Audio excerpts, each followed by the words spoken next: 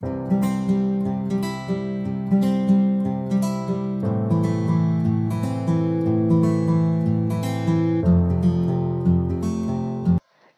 বন্ধু বান্ধৱীসকল, ইজৰাগীতিলৈ আপোনালোকক স্বাগতম। আমি ক্ৰমাগতভাৱে ইণ্ডিয়ান হিষ্ট্ৰী পাৰ্টটো আলোচনা কৰি আছোঁ। বৰ্তমানলৈকে আমি পাইছোঁ যে হিষ্ট্ৰীক তিনিটা ভাগত ভাগ কৰি আলোচনা কৰিব পাৰি। সেইকেইটা হৈছে প্ৰাক-ঐতিহাসিক যুগ, অৰ্ধ-ঐতিহাসিক আৰু ঐতিহাসিক। প্ৰাক-ঐতিহাসিকৰ সময়খিনিক ষ্টোন এজ বুলি কোৱা হয়। সেই সময়ত কোনো ধৰণৰ লিখিত তথ্য নাছিলে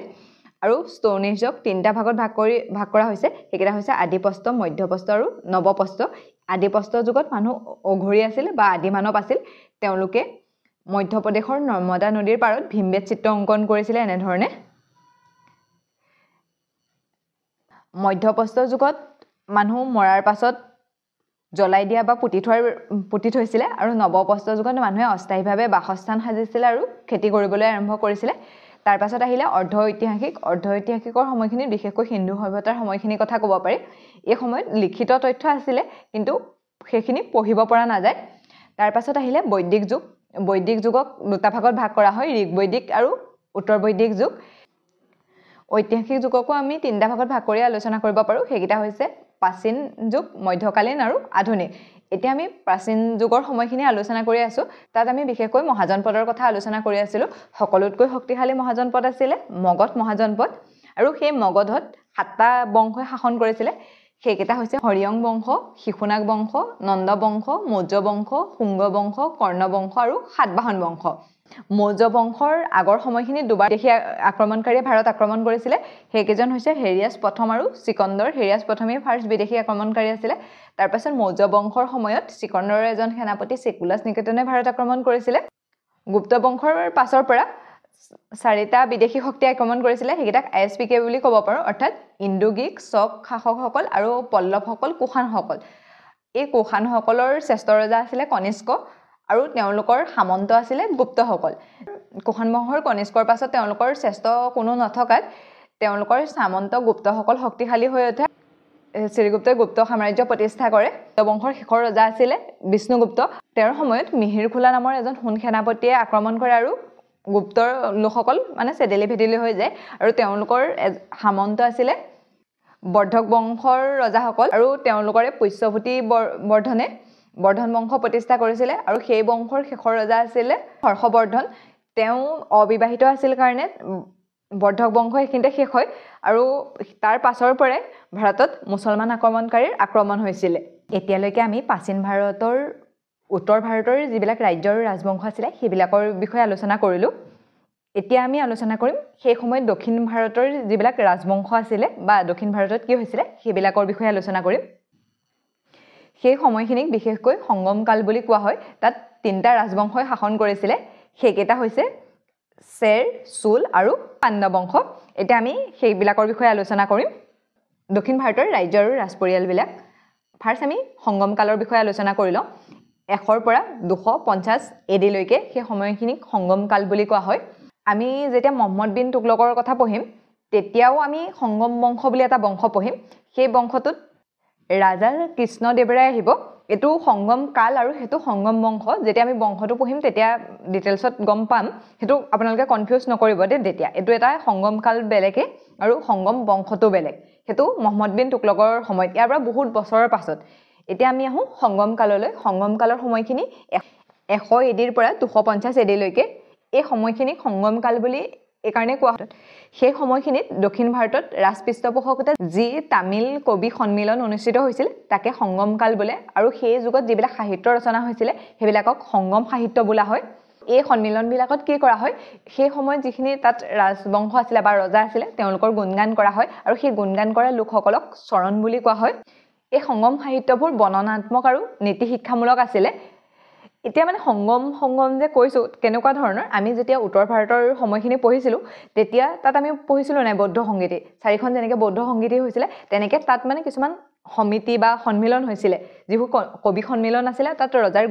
গুণানুকীৰ্তন কৰিছিলে বা ৰাজবংশৰ পৃষ্ঠপোষকতাতে সেইবিলাক হৈছিলে। সংগম কালত 3খন সন্মিলন হৈছিলে। দক্ষিণৰ মাদুৰাইত হৈছিলে ফাৰ্ষ্ট। তাত অধ্যক্ষ আছিলে আগছ ঋষি। এওঁ বাৰাণসীৰ আছিলে কিন্তু পাছত তেওঁ দক্ষিণ ভাৰতলৈ গুচি আহিছিলে। ইয়াত 98জন ৰজাই ভাগ লৈছিলে।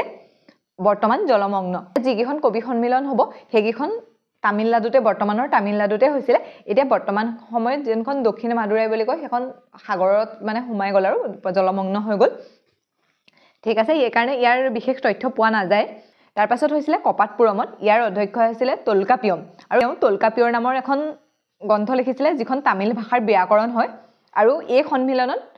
59 জন ৰজাই ভাগ লৈছিলে মনত ৰাখিব দেই প্ৰথমখনত 98 জন ইয়াত 59 জন ৰজাই ভাগ লৈছিলে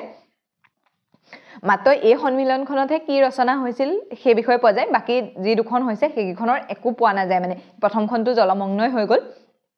তাৰ পাছত হৈছিলে মাদুৰাইত আৰু ইয়াৰ অধ্যক্ষ আছিলে নকিয়াৰ আৰু ইয়াত 49 জন ৰজাই ভাগ লৈছিলে মানে প্ৰথম সৰহ আছিলে তাৰ পাছত কমিলে সেকেন্ডখনত তোলকাপিয়ম আছিলে অধ্যক্ষ আৰু তেওঁ তোলকাপিয়ৰ লিখিছিলে মনত ৰাখিব এই আগছ ঋষিক তামিল ভাষাৰ পিতৃ বুলিও কোৱা হয় এটো খুৰা দেখা গৈছে মই ইয়াত এড কৰিছো বাৰু সংগম কালত ভাষা আছিল তামিল মানে গোটেইখন তামিলনাডুতে হৈছিল আৰু তামিল ভাষাৰ লগতে জড়িত আছিল তিনিখন সন্মিলন বৰ্তমান তামিলনাডুত হৈছিল মই কৈ আহিছো আগছ ঋষিক তামিল ভাষাৰ পিতৃ বুলি কোৱা হয় ঠিক আছে আৰু সেই সংগম কালৰ সময়খিনিত তিনটা ৰাজবংশই শাসন কৰিছিল সেইকেইটা আমি এবাৰ চাই লওঁ সেইকেইটা হৈছে চেৰ চুল আৰু পাণ্ডা সেই তিনটা দক্ষিণ ফালে মানে সেই সময়ত সেইকেইটা শক্তিশালী ৰাজবংশ আছিল এতিয়া গোটেইকেইটাৰ বিষয়ে অকমান ডিটেইলছত চাওঁ প্ৰথম আহিলে চেৰৰ অৰ্থ হৈছে প্ৰবতীয়া ক্ষেত্ৰ আৰু এই চেৰ বংশটোৱে দক্ষিণ ভাৰতৰ প্ৰাচীনতম ৰাজবংশ আছিল আমি এতিয়া প্ৰাচীন ভাৰতৰ উত্তৰ ভাৰতৰ সময়ত পঢ়োতে কোনটো বংশ সকলোতকৈ প্ৰাচীন আছিল হৰিয়ং বংশ আছিল হয়নে তেনেকৈ ইয়াত কোনটো বংশ আছিল চেৰ বংশ আছিল আৰু তেওঁলোকৰ চিহ্ন আছিল ধনু ৰাজধানী আছিল কৰল আৰু বৰ্তমান হেতু কেৰালাত হয় আমি এই চেৰ বংশৰ বিষয়ে ঐতিহ্য বামুণ গ্ৰন্থ এখন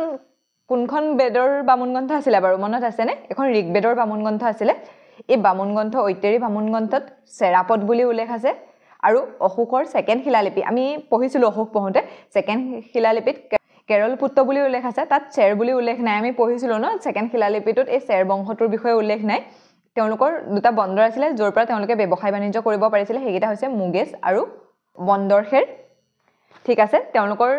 বহুত ৰজাই শাসন কৰিছিল তাৰ ভিতৰতে কেইজনমান উল্লেখযোগ্য ৰজাৰ বিষয়ে আমি চাই লওঁ ফাৰ্ষ্ট আহিলে উদিয়ন জেৰেল এওঁ এই বংশৰ প্ৰতিষ্ঠাপক আছিল চেৰ বংশৰ প্ৰতিষ্ঠাপক আছিল উদিয়ন জেৰেল মনত ৰাখিব আৰু তেওঁ কি কৰিছিল যেতিয়া মহাভাৰতৰ যুদ্ধ হৈছিল নিশ্চয় শুনিছে চাগে ন মহাভাৰতৰ যুদ্ধৰ কথা সেই মহাভাৰতৰ যুদ্ধত যিসকল সৈনিকে অংশগ্ৰহণ কৰিছিল সেই সৈনিকসকলক তেওঁ ভোজন কৰিছিল মানে খাদ্য খোৱাৰ ব্যৱস্থা তেওঁ কৰিছিল তাৰ পাছত হ'ল হেন গুতুবন তেওঁ কণগী পূজা আৰম্ভ কৰিছিল কণগী মানে হৈছে পত্নীসকলক তেওঁ পূজা কৰাৰ এটা প্ৰথা আৰম্ভ কৰিছিল আদিগমন তেওঁক লালসিংহ নামেৰে জনা যায় সুধিব পাৰে কাক লালসিংহ নামেৰে জনা যায় আদিগমনক জনা যায় ঠিক আছে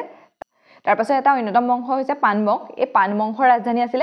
মাদুৰাই বৰ্তমানৰ তামিলনাডু আৰু তেওঁলোকৰ চিহ্ন আছিল মাছ চেৰ বংশৰ চিহ্ন কি আছিল ধনু আৰু এওঁলোকৰ আছিল মাছ আমি এতিয়া দক্ষিণ ভাৰতৰ যিকেইখন সংগম হৈছিল বা সন্মিলন হৈছিল সেইকেইখনৰ কথা যে পঢ়িছিলো দক্ষিণ মাদুৰাইত কপাটপুৰমত আৰু মাদুৰাইত হৈছিল সেইকেইখন এই পানবংশৰ ৰজাসকলে আয়োজন কৰিছিল গোটেইকেইখন মানে তেওঁলোকে আয়োজন কৰিছিল সুধিব পাৰে কোনে সংগম কালৰ সন্মিলনসমূহ আয়োজন কৰিছিল পানবংশৰ ৰজাসকলে আৰু এই বংশৰ সকলোতকৈ প্ৰতাপী আছিল নেডি জেলিয়েন এওঁ সমুদ্ৰ পূজাৰ আৰম্ভ কৰিছিল পাণ্ডৰ অৰ্থ হৈছে প্ৰাচীন তেওঁলোকৰ এটা বিশেষত্ব আছিল তেওঁলোক মাতৃপ্ৰধান আছিল আৰু ইয়াৰ আগতে উত্তৰ ভাৰতত আমি পাইছিলো কোনোবা এটা বংশ মাতৃপ্ৰধান আছিল মনত আছেনে কোনটো বংশ মাতৃপ্ৰধান আছিল সাতবাহন বংশ আছিল মাতৃপ্ৰধান ন তেওঁলোকৰ দুটা প্ৰধান বন্দৰ আছিল সেইকেইটা হৈছে সালিউৰ আৰু কৰগাই আৰু পানবংশৰ বিষয়ে মেগাছনিৰ ইণ্ডিকা কিতাপখনত উল্লেখ আছে আৰু তাৰ পৰাই আমি পানবংশৰ বিষয়ে জানিব পাৰো তাৰ পাছত আহো চুল সাম্ৰাজ্যৰ ৰাজধানী আছিল উদয়ুৰ আৰু তেওঁলোকৰ চিহ্ন আছিল বাঘ চুলৰ অৰ্থ হৈছে নতুন আৰু নতুন মানে তেওঁলোকে বাকি এইকেইখন পাণ্ড আৰু চেৰতকৈ তুলনামূলকভাৱে নতুনো আছিল আৰু এই বংশৰ ৰজাসকলে কেইবাবাৰো শ্ৰীলংকাত আক্ৰমণ কৰিছিল এইসকলৰ ভিতৰত এজন অন্যতম ৰজা আছিল কাৰিকাল আৰু তেওঁ কি কৰিছিল শ্ৰীলংকাত আক্ৰমণ কৰি পেলাই শ্ৰীলংকাৰ ৰজা ঘৰুৱাই 12,000 মান মানুহ মানে লগত বান্ধি লৈ আহিছিল আৰু সেইসকলক আনি আমাৰ কাবেৰী নদীখনৰ বান্ধ বনাইছিল আৰু নদীৰ বান্ধ বনোৱা তেওঁই প্ৰথম ৰজা আছিল তেওঁৰ নামটো কি কৈছিলো কাৰিকল তাত চুটি বস্ত্ৰৰ বাবে বিখ্যাত আছিলে অৰ্থাৎ মানে কটন কাপোৰৰ বাবে বিখ্যাত আছিলে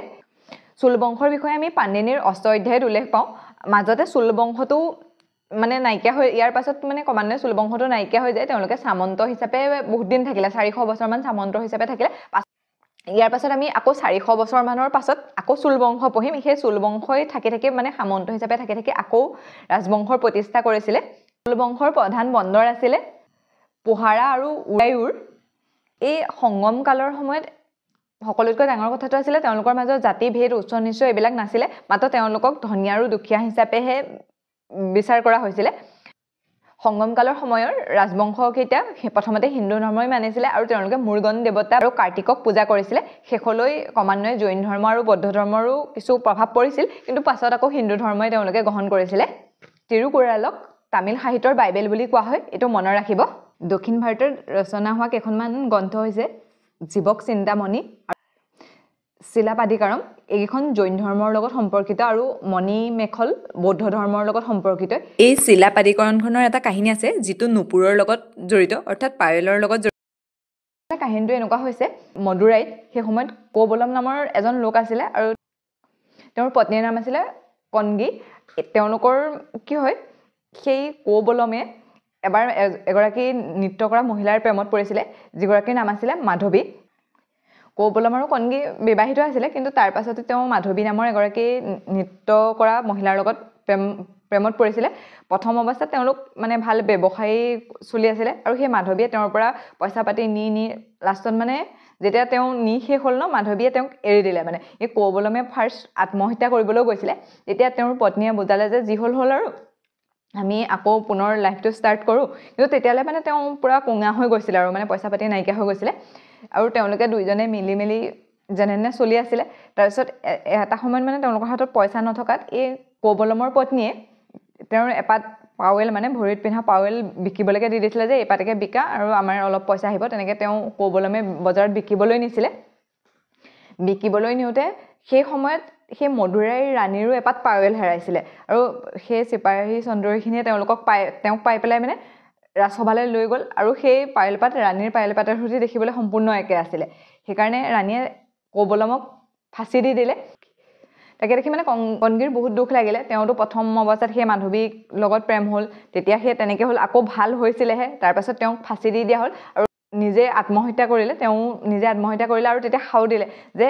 তোমালোকে মোক মিছাকৈ এনেকৈ স্বামীক হত্যা কৰিলা বা মোৰো এনেকুৱা জীৱনটো ধ্বংস কৰিলা এই মদুৰাই চহৰখনেই ধ্বংস হৈ যাব আৰু তেনেকৈ এদিন সেই মদুৰাই চহৰখনো ধ্বংস হৈ গৈছিলে এইটো মানে এটা কাহিনী আৰু সেই কিতাপখনত লেখা আছে এইটো সোধে মানে সেই কিতাপখনত কি লেখা আছে সেইকাৰণে কাহিনীটো কৈ দিছোঁ ঠিক আছে আজিৰ ইম্পৰ্টেণ্ট কেইটা এবাৰ চাই লওঁ সংগম কালৰ সময়খিনি হৈছে 100 AD পৰা 250 AD লৈ দক্ষিণ ভাৰতৰ ৰজাৰ পৃষ্ঠপোষকতাত যিবিলাক কবি সন্মিলন হৈছিলে সেইবিলাককে সংগম বুলি কয় আৰু তাত যিবিলাক সাহিত্য ৰচনা হৈছিলে সেইবিলাককে সংগম সাহিত্য বুলি কোৱা হয় আৰু এই সংগম সাহিত্যবোৰ বৰ্ণনাত্মক আৰু নীতি শিক্ষামূলক আছিলে সংগম কালত 3খন সন্মিলন হৈছিলে সেইকেইখন হৈছে দক্ষিণ মাদুৰাইত হৈছিলে তাত অধ্যক্ষ আছিলে আগছ ঋষি আৰু তাত 89জন ৰজাই ভাগ লৈছিলে তাৰপিছত কপালপুৰমত হৈছিলে তাৰ অধ্যক্ষ আছিলে তলকাপিয়ম তেওঁ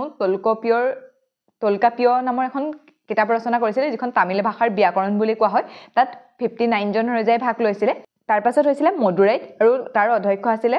নকিয়াৰ আৰু তাত 49জন ৰজাই ভাগ লৈছিলে আগছ ঋষিক তামিল ভাষাৰ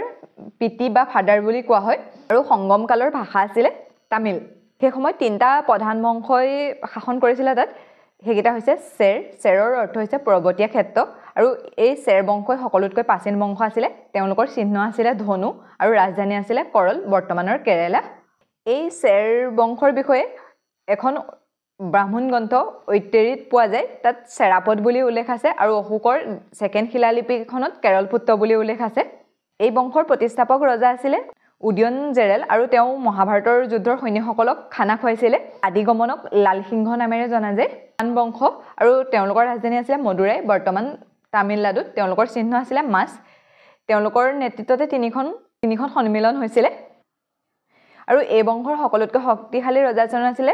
নেদিজেলিন আৰু তেওঁৰ সমুদ্ৰ পূজাৰ আৰম্ভ কৰিছিলে পান শব্দটোৰ অৰ্থ হৈছে প্ৰাচীন আৰু তেওঁলোক মাতৃপ্ৰধান আছিলে মেগাচনী ইণ্ডিকাত পান বংশৰ বিষয়ে পোৱা যায় তাৰপিছত আহিলে চোল সাম্ৰাজ্যৰ ৰাজধানী আছিলে উদয়পুৰ তেওঁলোকৰ চিহ্ন আছিলে বাঘ চোলৰ অৰ্থ হৈছে নতুন আৰু বাকীকেইখনৰ তুলনাত সেইখন নতুনো আছিলে তেওঁলোকৰ এজন ৰজা আছিলে একাল আৰু তেওঁৱে ফাৰ্ষ্ট কাবেৰী নদীত বান্ধ বনাইছিলে যিসকল শ্ৰীলংকাত যুদ্ধ কৰি বন্দী কৰি লৈ আহিছিলে সেইসকল লোকৰ হাতে তেওঁৰ ফাৰ্ষ্ট বান্ধ বনোৱাইছিলে কৈ ইম্পৰ্টেণ্টটো হৈছে তিৰুকুৰালক তামিল সাহিত্যৰ বাইবেল বুলি কোৱা হয় এইটো একদম মনত ৰাখিব এইটো আহি থকা দেখা গৈছে ঠিক আছে আজিলৈ ইমানতে এৰিছোঁ অন্য এটা ভিডিঅ'ত লগ পোৱাৰ প্ৰতিশ্ৰুতিৰে